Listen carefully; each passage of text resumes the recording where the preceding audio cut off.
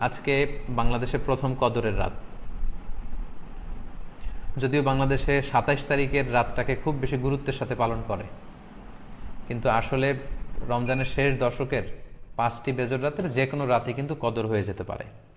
তাই বুদ্ধিমান মুমিনের কাজ হচ্ছে ৫টি বেজর রাতের প্রতিটি রাতেই সমানভাবে সমান গুরুত্বের সাথে এবাদত করে যাওয়া, তাহলে কিন্তু কদর আর মিস হবে না।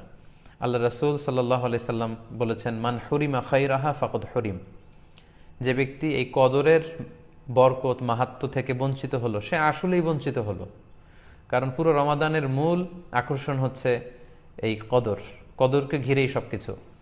সো এই কদরের বরকত থেকে যারা বঞ্চিত হলো ফাকদ হরিম, তারা আসলেই বঞ্চিত। হি ইজ দ্য লুজার,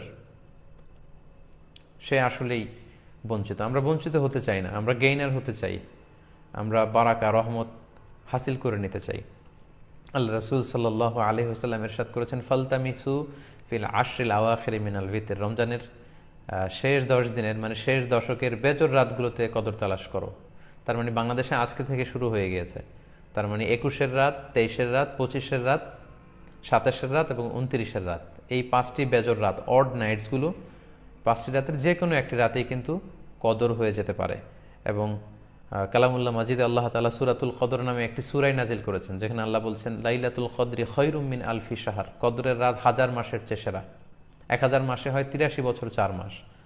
তার মানে আজ রাতে যদি আমরা এবাদতের মধ্য দিয়ে এই রাতটি কাটাতে পারি, তাহলে ৮৩ বছর ৪ মাস এবাদত করলে যে পরিমাণে সওয়াব পাওয়া যাবে, আল্লাহ তাআলা ঠিক ওই পরিমাণে সওয়াব দিবেন, এটা আল্লাহ বলেননি। আল্লাহ বলেছেন খায়রুম মিন আলফি শাহর, তার চেয়েও বেশি পরিমাণ সওয়াব, ব্লেসিংস, মাহাত্ম আমরা অর্জন করতে পারবো। এবং সালামুন হিয়া হাত্তা মাতলা আইল ফাজর, ফজর পর্যন্ত, রাত থেকে মাগরিবের আজান থেকে শুরু করে ফজর পর্যন্ত পুরো সময়টাই কিন্তু কদরের বরকতময় রাত।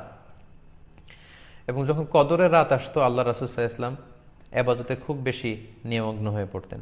সারা বছরের কখনও রাসূল সাল্লাল্লাহু আলাইহি ওয়াসাল্লাম সারা রাত জেগে এবাদতের কোনো নজির পাওয়া যায় না, শুধু কদরের এই রাতগুলো ছাড়া বা রমজানের শেষ ১০ দিনের এই সময়টুকুন ছাড়া। হাদিস শরীফে এসেছে, ইদা জা আল আশরা আহিয়াল লাইলা ওয়া আইকাযা আহলা ওয়া জাদ্দা ওয়া শাদ্দাল মিইসার। রমজানের শেষ দশক যখন আসতো, আল্লাহ রাসূল সাল্লাল্লাহু আলাইহি ওয়াসাল্লাম সারা রাত জেগে ইবাদত করতেন, সারা রাত দাঁড়িয়ে দাঁড়িয়ে তিনি ইবাদত করতেন। ওনার ফ্যামিলি মেম্বার্সের মধ্যে থেকে কেউ ঘুমিয়ে থাকলে তাদেরকে উঠিয়ে দিতেন, এবং তিনি কোমরে গামছা বেঁধে ইবাদতে লেগে পড়তেন। এখানে রূপক অর্থে কোমরে গামছা বেঁধে বোঝানো হচ্ছে মানে ইবাদত করার জন্য তিনি এতই উদ্গ্রীব হয়ে পড়তেন, কখনো বছরের কোনো সময় এতটা উদ্গ্রীবতা রাসূল সাল্লাল্লাহু আলাইহি ওয়াসাল্লামের মধ্যে দেখা যেত না। এবং আল্লাহর হাবিব সাল্লাল্লাহু আলাইহি ওয়াসাল্লাম ইরশাদ করেছেন, মান কামা লাইলাতাল কদরি ঈমানা ওয়া ইহতিসাবা গুফিরা লাহু মা তাকদ্দামা মিন যামবি। যে ব্যক্তি এই কদরের রাতে কিয়ামুল লাইল করবে, আল্লাহ তাআলা তার পূর্বের সব গুনাহ মাফ করে দিবে। তাই কদরের রাতে আপনারা বেশি বেশি কিয়াম করুন, দীর্ঘ সময় দাঁড়িয়ে নফল নামাজ পড়ুন, লম্বা সময় দাঁড়িয়ে থাকুন, লম্বা রুকু করুন, লম্বা সিজদা করুন। কারণ বান্দা যখন সিজদায় লুটিয়ে পড়ে, তখন সে আল্লাহর সবচাইতে কাছে চলে যায়। আল্লাহর হাবিব সাল্লাল্লাহু আলাইহি ওয়াসাল্লাম বলেছেন, আকরাবু মা ইয়াকুনুল আবদু মির রাব্বিহি ওয়া হুয়া সাজিদুন ফাআকসিরু ফিহি দুআ। বান্দা যখন সিজদায় লুটিয়ে পড়ে, তখন সে বান্দা আল্লাহ তাআলার সবচাইতে কাছাকাছি চলে যায়, খুব ক্লোজেস্ট হয়ে যায়। এজন্য সে সময় তোমরা বেশি বেশি দোয়া করো।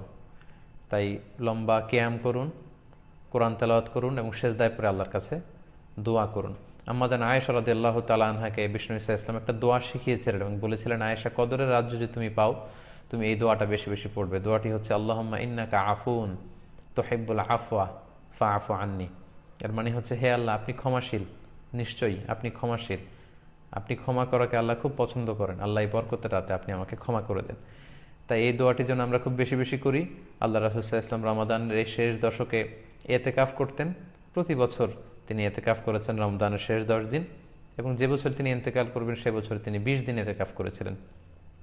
এবং আল্লাহ রাসূল সাল্লাল্লাহু আলাইহি ওয়াসাল্লামের ইন্তেকালের পরে আম্মা জান যারা বেঁচে ছিলেন, ওনারাও মসজিদে নববীতে ওনারা কিন্তু ইতিকাফ করেছেন। সম্মানিত সুধী, যেহেতু বাংলাদেশে আজকে প্রথম কদরের রাত, এজন্য কদরের বারাকা এবং মাহাত্ম্য নিয়ে আমি সামান্য কিছু রিমাইন্ডার আপনাদের সাথে শেয়ার করলাম। আপনারা ইবাদতের মধ্য দিয়ে, কোরআন তেলাওয়াতের মধ্য দিয়ে, কিয়ামুল লাইলের মধ্য দিয়ে, আল্লাহর সাথে সম্পর্ক বৃদ্ধির মধ্য দিয়ে এই রাতটি পালন করুন।